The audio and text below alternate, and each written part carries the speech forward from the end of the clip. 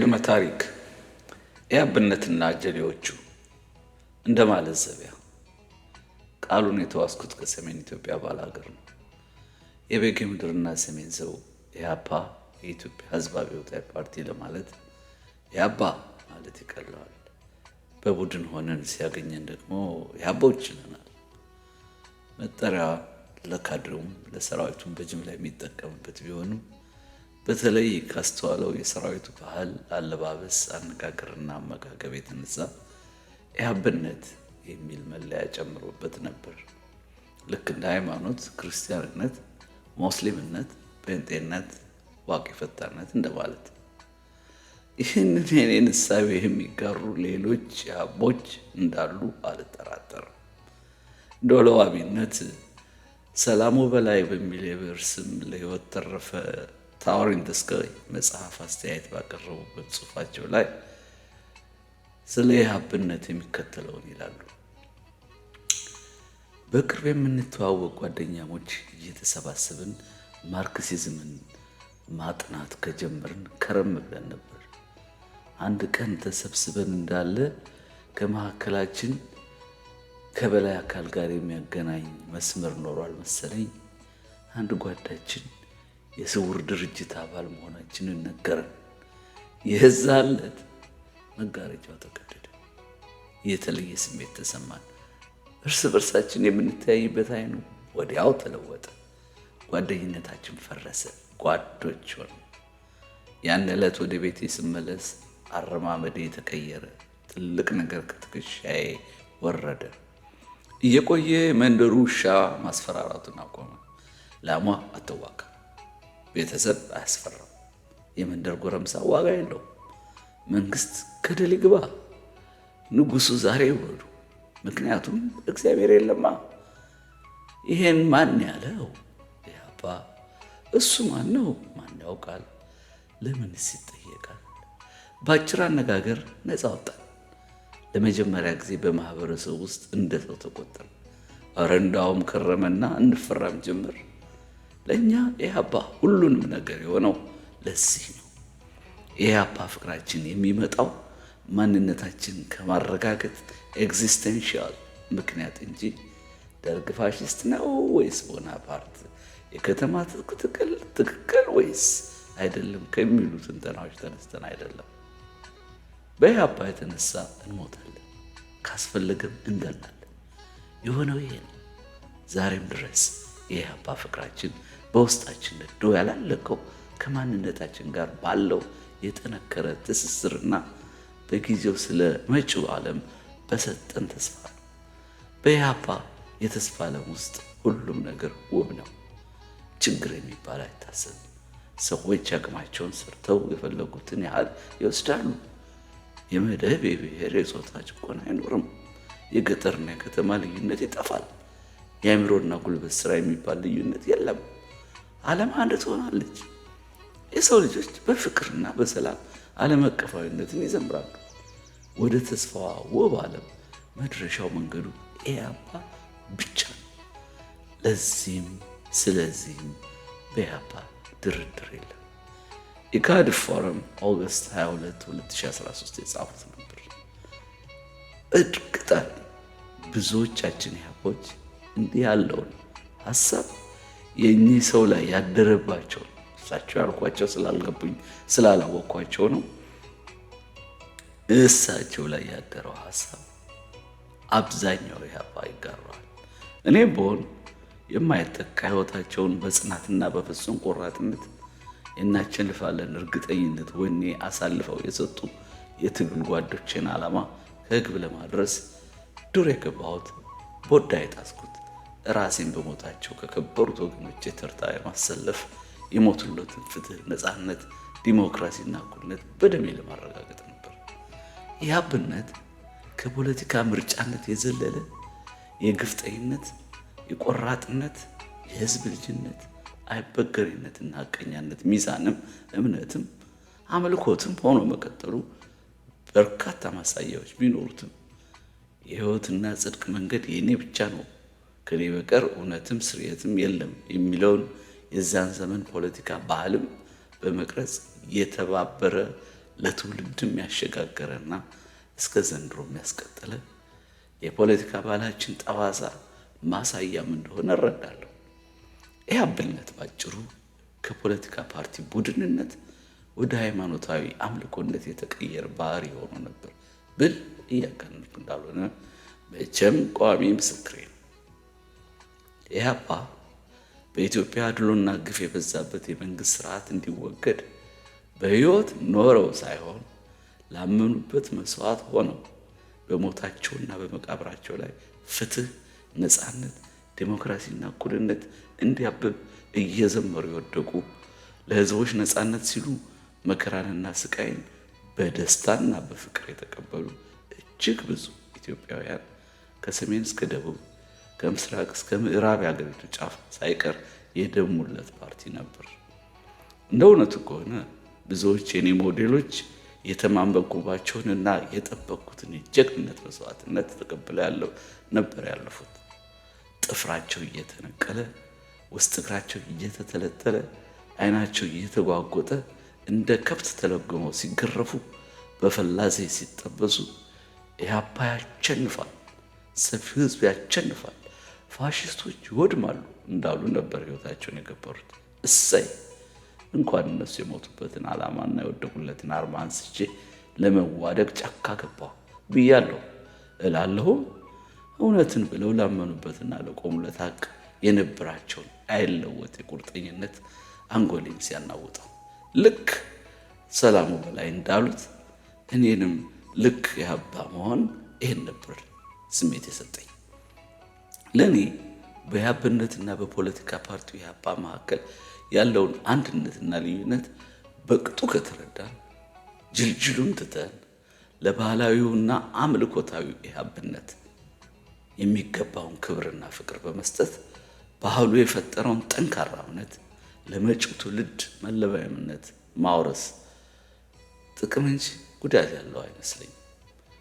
ኢህአፓን መተው ማለት ከኢህአፓነት መላቀቅ እንዳልሆነ ሌላ ማሳያው በሕይወት ተርፈን ለወሬ ነጋሪነት እያሰፈሰፍነውንና ጣታችንን በሌሎች ላይ መቀሰር ያላቆምነውን የዛ ትውልድ ትራፊዎችን ማየት በቂ ነው። ከዚህ ሁሉ ዓመት በኋላ እንኳን በመኖርና በመማርና መመራመር በመስከንና በማስተዋል ከኢህአፓ ተገልለን ወይም ራሳችንን አግለለን እንኳን ከኢህአፓነት የወረስነው መንፈስ እንደተጣባን መዝለቁ በተነፈስን ቁጥር እያሳበቀብንና እየመሰከረብን እንደቀጠለ ነው። እንደ ማሳያ በስመ ብዙዎቹ የፖለቲካ ፓርቲዎች ውስጥ በመስራችነት ወይም በተጽዕኖ ፈጣሪ አባልነት ተሰግስገው የምናገኛቸው ኢህአፓን የለቀቁ ግን ከኢህአፓነት ያልተላቀቁ ሀቀኛ በጥንተ ጥቅስ አምላኪዎች ማስተዋል በቂ ነው።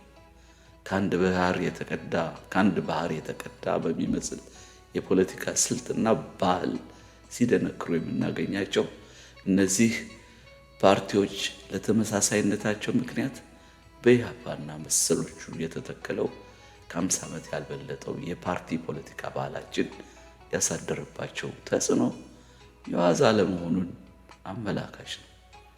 ለፖለቲካችን ፈታኝ ከሆኑት የቤት ስራዎች አንዱ ብቸኛውም እንኳን ባይሆን በኢህአፓነት ውስጥ ያለውን ጠቃሚ ጎን አስቀርቶ ጎጆንና አጥፊውን እኔ ካልሆንክ የነሱ ነህ ከሚል የሚነሳውን በጠላትነት የመፈራረጅ በሽታ በዘመናዊ የፖለቲካ ተሐድሶ ቀዶ ጥገና መስራቱ ይመስለኛል።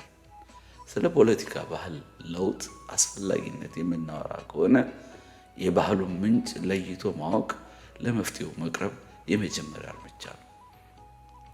በወጣትነት ጊዜ እምቢተኛነት እንደ ዳንኪራ አፍቃሪነት፣ እንደ ቅሪላ አልፊነት፣ እንደ ተሽከርካሪ ቀሚስ አዳኝነት ሁሉ እጣ ክፍል ይሆንና በዛው ተውጠህና ተመስጠህ ታልፍበታለህ። ጓደኞች ኳስ ሜዳ ሲሄዱ ወይም ዳንስ ቤት ሲያዘወትሩ አንተ በአንጻሩ ራስን ላመጽ ታዘጋጃለህ። በእርግጥ ለእኔ የአመፀኛነት ዋነኛው ምክንያት አዘውትሬ የማዳምጠው የአባቴና የጓደኞቹ በአርበኝነት ትዝታ ተጀምሮ በመንግስት አሜት የሚጠናቀቀው ወግ ይመስለኛል።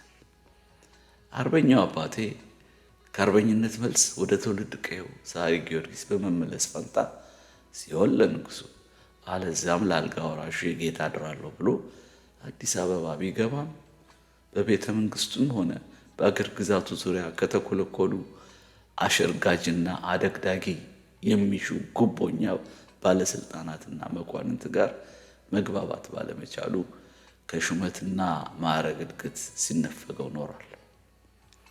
ሆድ ሲቢሰው ታዲያ 5 ዓመት በዱር በገደል ተንከራተን የወንድሞቻችንን እና የዘመዶቻችንን ደም ገብረን ያቀናናት ሀገር የሞት ልናትን አግልላ የባንዳና የሹምባሽ መጫወቻ ሆና ስትቀርማ ከማየት የበለጠ ምን ሞት አለ እያለ ሲቆጭና ሲያማርር እየሰማሁ ነው ያደግኩት።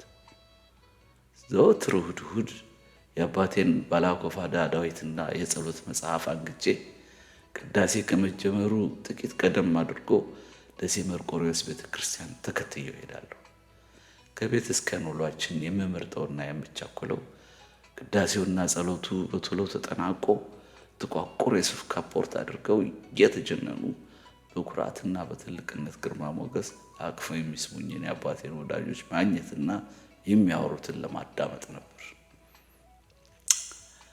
በግል ባህሪ በቡድንም ሆነ በተናጠል የሚደረግን የግል ጠብንና ድብድብን የምፈራ የምጠየፍና የምሸሽ ከተሳታፊነት ይልቅ አስታራቂነት የሚቀናኝ ጡርቂ ከሚባሉ ልጆች ተርታ የሚያስመድበኝ ብመስልም እውነቱ ግን በተቃራኒው ነበር። የኔቱ ልብ እንደ ሕፃን ጨዋታ ከምትቆጥረው ያቻላቻ ፉክቻ ይልቅ መንግስትን ያህል ጉልበተኛና ከእግዚአብሔር በታች አንድያ ነፍስን የመንጠቅ ኃይልም አቅምም ያለውን ባለብዙ ትጥቅና የሰራዊት ጌታ ደፍሮ ከመጋፈጥ ለሚገኝ ክብርና ታላቅነት ልዩ ስፍራ የነበራት ከመሆኗ በላይ ለተገፉና ለተናቁ በመቆም የሚገነባ ታላቅነት ከራስ አልፎ ለሌሎች አቅመ ቢሶች ከሚከፈል መስዋዕትነት የሚቀዳ ነው በሚል እርግጠኝነትና ጽኑ እምነት እየተጧጧፈ በሄደው የተማሪ ትግልና የአብዮት እንቅስቃሴ ተመስጣ ከታወቁት መሪዎች ኋላ ቱን ማለትን ዋና ሙያ አደረገችው። ለዚህ አይነቱ እሳቤ መሰረቱ እየሰማሁ ያደግኩት የወላጅ አባቴ አርበኝነት ገድልና ትንኩይ ባይነት ተጽዕኖ አሳድሮብኝ ይሆናል። በተማሪው ትግል ተሳትፏችን ታዲያ የሚጀምረው ካለባበስና ካነጋገር ስታይል ኩረጃ ጨምሮ ነው። ሪቮች የሚጠቅሷቸውን የአብዮት ቃላት ያለመጎላደፍ በየንግግሩ መሃል ጣል ማድረግ፣ እንዲያ ሲል ደግሞ ትርጉማቸውን በበራሪ ወረቀቶችና ከአብዮተኞች አፍ እየነጠቁ ለዕድሜ ኩዮቻችን ለማብራራት መጣጣር ነበር። አብዮተኛ ወይም ሪቮ ነው የተባለን ግለሰብ ማወቅ በራሱ ኩራት ከመሆኑ ባሻገር በየሄዱበትና በየደረሱበት ስለሱ ማውራት፣ ያደረገውንም ያላደረገውንም ገድል እየጨማመሩ እያሟሟቁ መቀደድ ራስን ካንጋፋዎቹ ጸረ መንግስት የረብሻ መሪዎችና ቡድኖች ማህበር እንደማሰለፍ ይቆጠር ነበር።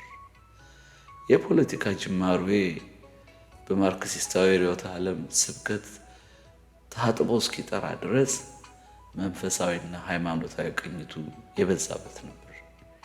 መዝሙረ ዳዊትን መልሰው መላልሰው ያስደገሙኝና ያስተማሩኝ አባ መምህር የዘለቀ ልቦናውን ለፈጣሪው ሰጥቶ በፈሪሃ እግዚአብሔር ዕለት በዕለት እንዲመላለስ የተፈጠረ ሰው አድርገው ስለሰሩኝ መቼም ይሁን መቼም እግዚአብሔር የፈጠራቸው ድሆች ጨርሶ አይተዋቸው።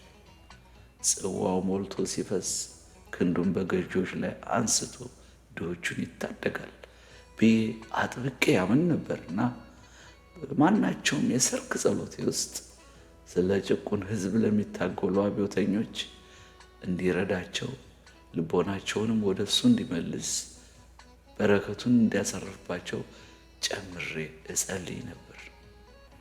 በኋላ ላይ የተዋወቋቸውን አብዮታውያን ለመለወጥ በቆራጥ ታጋይነት ስሜታቸው ላይ ፈሪሃ እግዚአብሔርን የሚጨምሩበት የማሸነፍ ኃይላቸው በብዙ እጥፍ እንደሚጨምር ለማስረዳት ስል የሚያግዙኝን የመጽሐፍ ቅዱስ ጥቅሶችንና የሰበካ ጽሑፎችን በመሰብሰብ ብዙ ደክሜያለሁ።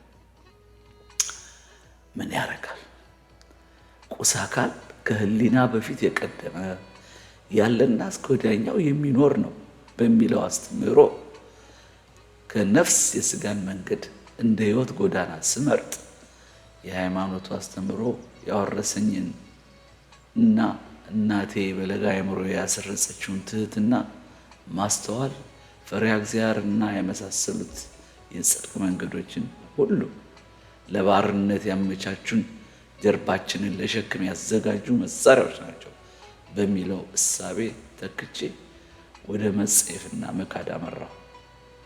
ከሚመረምረው አእምሮና ከሚያስተውለው ልቦና ላይ የሚገስጸኝን ህሊና ሳነሳው ባዶ መሆኔን ሳይሆን ሸክሜን እንዳቀለልኩት ተሰማኝ። አንዳንዶች የአፍላው ዘመን ልክፍት ሲያልፍላቸው ወደ ልቦናቸው ተመልሰው እርግፍ አድርገው ይተውትና የሰከነው ልቦናቸው ወደ መራቸው የህይወት አቅጣጫ ይሄዳሉ እንደ ጆቫኒ። አንዳንዶቻችን ደግሞ ያው ያደቆነንን የወጣትነት ልክፍት እስከ ቅስናው ይዘን ወደ ቀራንዮ እንዘልቃለን። እኔን መሰል ወጣቶች ኢህአፓን የተቀላቀልነው በዚህ አይነት ነበር።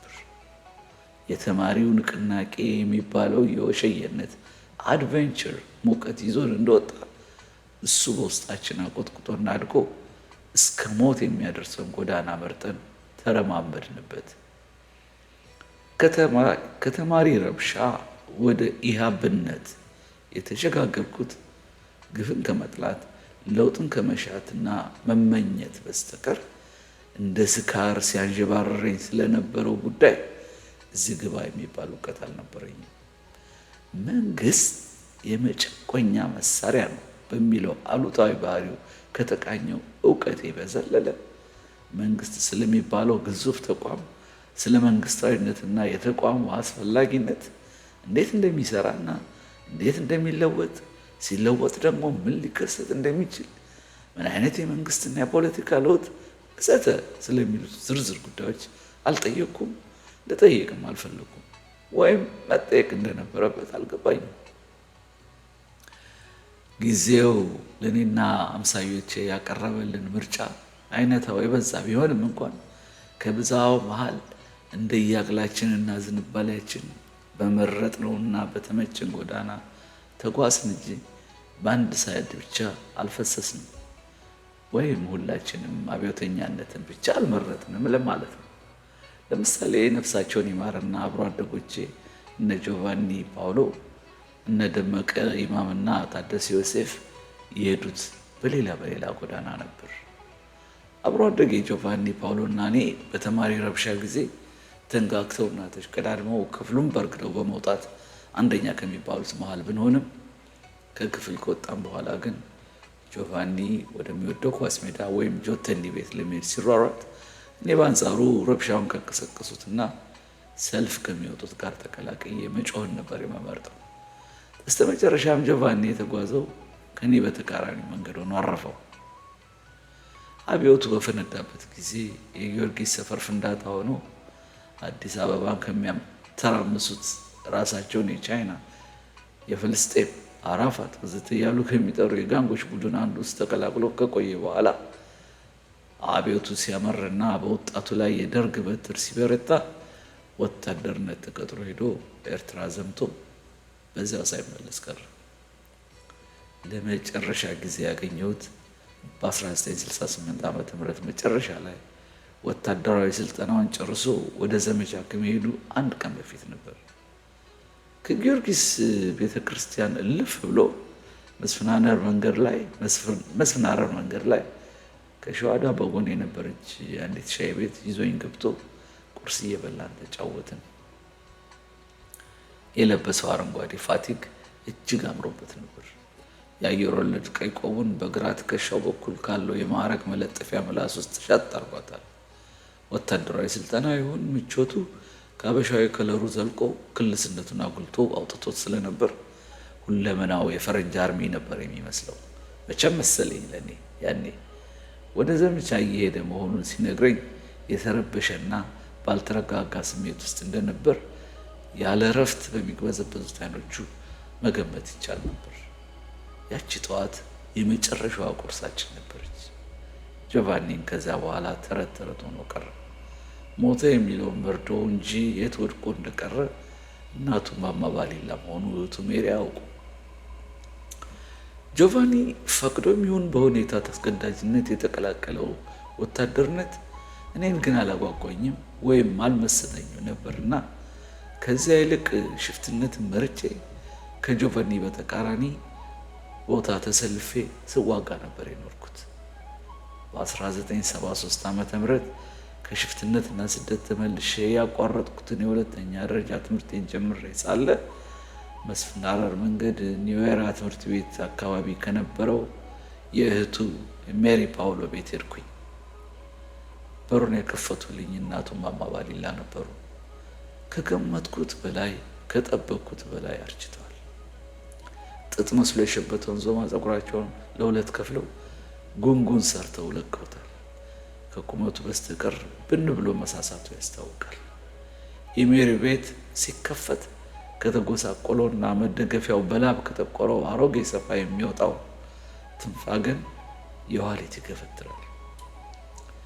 የንጉሱ ዘመን የፖሊስ ሰራዊት ጸጥታና ደህንነት መኮንን የነበረው ኮሎኔሉ ባሏ ፊቱን ወደ ግድግዳው ዞሮ ከሳሎኑ አንድ ጥግ የሆነ ዌልቸር መሳይ እንጨት ወንበር ላይ አንገቱን አዘንብሎ ጉች ብሏል።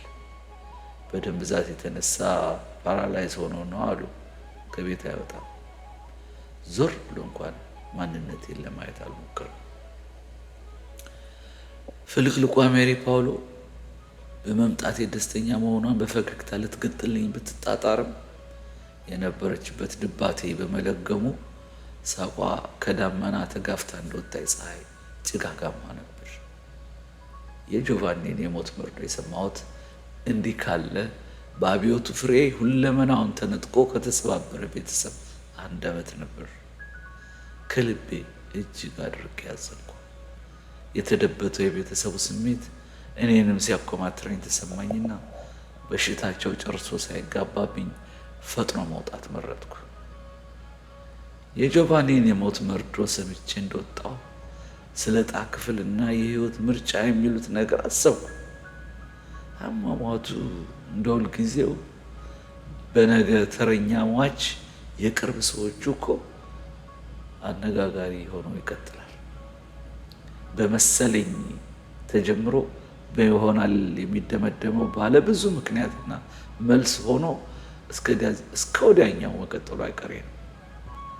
አብሮ አደጌን ወደ ውትድርና ያስመለከተች የህይወት ዕጣ ክፍል ለህይወቱ በአጭር መቀጠፍ ምክንያት ሆነች ቢሉኝ እንዲህ ያለው መላምት ከመነሻው ስህተት ያለበት ነው ብዬ ለመከራከር እኔ ሕያው እማኝ ነኝ። ዙሪያ ገቡን ያልመረመረ ወቅቱን ያልዋጀ ማስተዋልና ሚዛን የጎደለው የተሳሳተ ካልሆነ በስተቀር ይህንን ለመረዳት ዓይንን ከፍቶ እኔንና መሰሎችን ማየት በቂ ነበር። ምክንያቱም የጆቫኒ ሞት የምርጫ ስህተት የመጣ እንዳልነበረ እኛ ምስክር ነን። እኔና ጆቫኒ እኮ የሄድንበት አቅጣጫ እየቅልን እንጂ ይሁን እንጂ ሁለታችንም ሳንመካከር በተቃራኒ ተሰልፎ ለመግደልና ለመገዳደል ነበር የመረጥነው። እውነቱ ይሄ ነው። እሱ ሞት ቀድሞ ለእርሱ ደረሰው አየሁት እንጂ ከአቅጣጫችን በስተቀር የምርጫችን አልፋና ኦሜጋ በጭካኔ መገዳደልና መሞት ብቻ ነበር። በቃ ለአቅጣጫችን መለያየት ግን የፈለገውን ሰበብ ብንሰጠውም ዋናው ነገር በፍላጎትና በዝንባሌ እንጂ በመማር ወይ በመሰበክ ብቻ የመጣ አልነበረም። ምናልባት የኋላ ኋላ ስብከቱ አጠናክሮት ይሆናል። እንዲያ ባይሆን ኖሮ ጆቫኒም ከመንግስት ወታደርነት ይልቅ እንደኔ ሽፍትነትን በመረጠ ነበር። እኔና መሰሎቼ ከከተማው ፍልሚያና ቀይ ሽብር ተርፈን የሐሰን ስንከላከል በለስ ያልቀናቸው ደሴ ወይዘሮ ሲንስምር የማውቃቸው የትግል ጓዶቼ እነ በለጠ ተፈራ፣ መልሰው አራጌ፣ ተቀባ ሁሌ፣ እንደ ሪቮ ሞዴል የምቆጥራቸውና ሰፋ ጀማነ፣ ማህደረ ፍስሐ፣ ስጦታው መኮንን፣ የዋለልኝ መኮንን ታናሽ ወንድም፣ የታሪክ መምሬ የነበረውን ቆስላሴ ፍስሐ እና ሌሎችም ስማቸውን የተዘነጋሁት ወንድሞቼ መሃል አብዛኞቹ በደርግ እጅ ወድቀው ከተወረወሩበት የሸዋሮቢት ከርችሌ ተጎትተው በጭካኔ መረሸናቸውን ሰምቻለሁ። አየሁ አላልኩም፣ ሰማሁ ነው ያልኩት።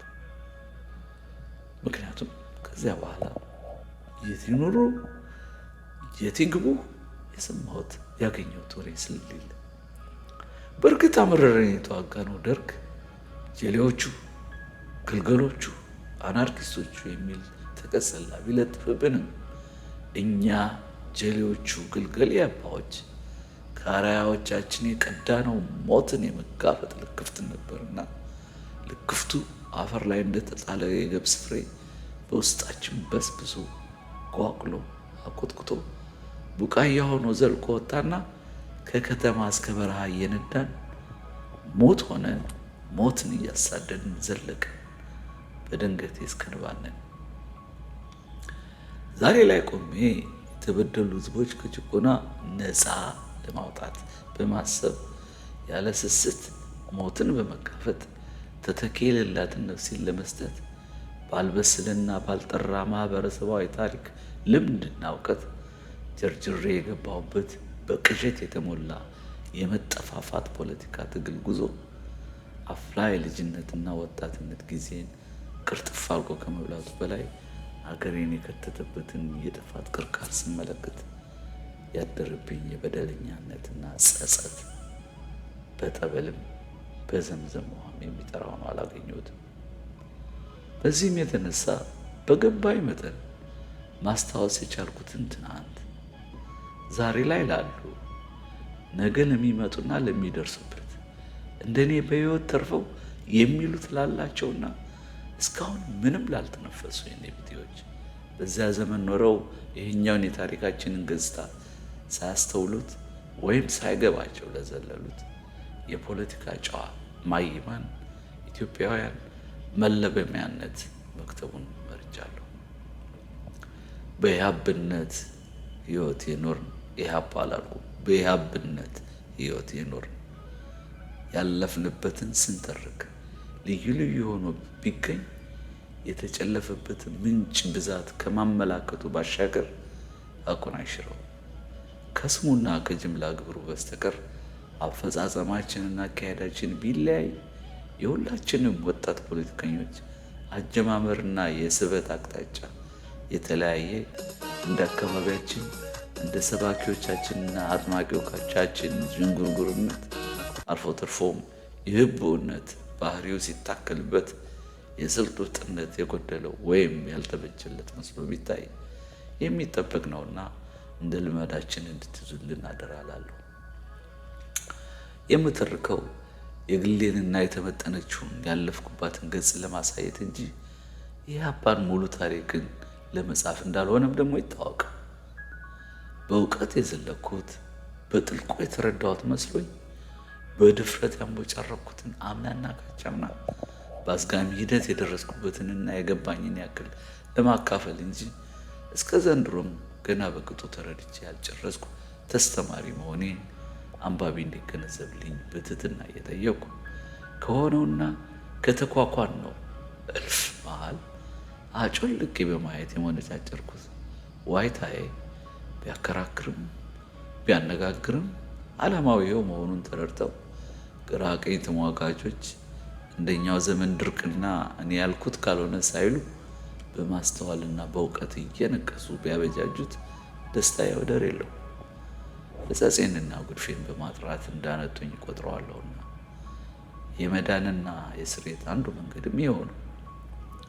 በተጨማሪም በጽሁፌ ውስጥ በልዩ ልዩ ምክንያት በበጎም ሆነ በክፉ የተጠቀሱ ግለሰቦች በወቅቱ የነበረውን መስተጋብር ወይም ቅራኔ የሚወክሉ ይሆናሉ በሚል እንጂ በፍጹም ለመክሰስ ወይም ለማወደስ እንደ ማስረጃ እየጠቃቀሱ ለመፋረጃነት ለማዋል እንዳልሆነ አንባቢ በትህትና እንዲረዳልኝ ደግሜ አደራ እላለሁ። መሆኑንስ ከዚያ ዘመን ልፊያ ማንኛችን ወቃሽ ማንኛችንስ ነቃሽ ሆነን ልናልፍ እንችላለን? ሁላችንም በጊዜያችን በገባንበት መንገድ ለደህንነቱ ለጥፋቱም ጥያቄያችን እንደ አቅማችን ይለያይ እንጂ ከዚህ ጥያቄ የሚድን አንዳችም ሊኖር አይችልም። ከዛ ልፍ ሲልም መጪዎቹ ኢትዮጵያውያን በዚህ አይነቱ አትራፊ በሌለበት የሃያኛው ክፍለ ዘመን መጠፋፋት ፖለቲካ ጨዋታ ሳያስተውሉ ሳይመረምሩና ሳይመራመሩ ዘው ብለው እንዳይገቡ በማንቂያ ደወልነት ካገለገለ ዋናውን ዓላማዬን ፈጸምኩ ማለት ነው። የታሪኩ አወራረድና ትረካው በምዕራፍ የተከፋፈለ ሆኖ ቢደራጅ እድሜን፣ ልምድን፣ እውቀትን፣ ብስለትንና ማስተዋልን ያመላክት እንደሆን በሚል እሳቤ እንጂ ወጥነቱን አይሰነካክለውምና በዚሁ የእኔ ምክንያት ተረዱልኝና ዝለቁ።